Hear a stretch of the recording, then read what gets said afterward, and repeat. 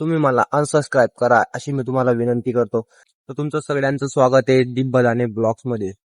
तर तुम्ही मला अनसबस्क्राईब करा अशी मी तुम्हाला विनंती करतो. कारण जेव्हा मी चॅनलची स्टार्टिंग केली होती ना, तेव्हा माझ्याकडनं एक चूक झाली होती की म्हणजे जो पण भेटायचा माझे मित्र वगैरे फॅमिली फ्रेंड्स, तर त्यांच्या मोबाईलमध्ये जायचो मी आणि फॉलो करून घ्यायचो.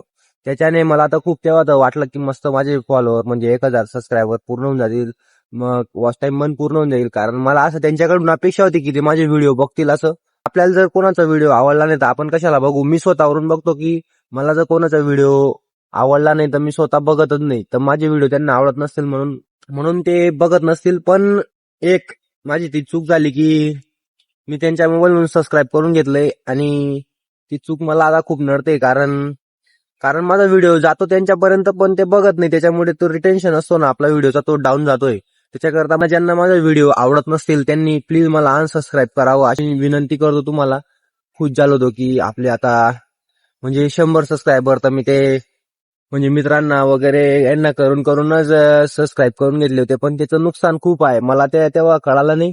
कारण नवीन चॅनल असलं का, नवीन चॅनल असलं का आपल्याला समजत नाही की काय करावं काय नाही.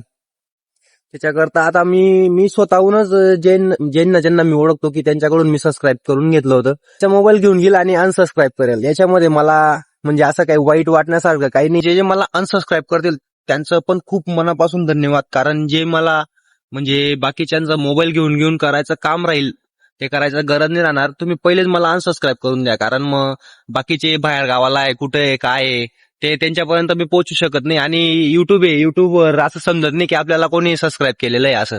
त्याच्याकरता तुम्ही प्लीज मला, इंस्टाग्राम नाही की इथं कोणी अनसबस्क्राईब केलं आणि कोणी सबस्क्राईब केलं ते दिसतं, तसं काहीच नाही इथं. त्यानंतर मी आता माझं काम पण स्टार्ट करतो आणि हा व्हिडिओ इथंच एंड करतो. कारण हा फक्त अनसबस्क्राईब करण्यासाठी हा ब्लॉग बनवलेला होता मी. त्याच्याकरता हा ब्लॉग इतकाच आहे.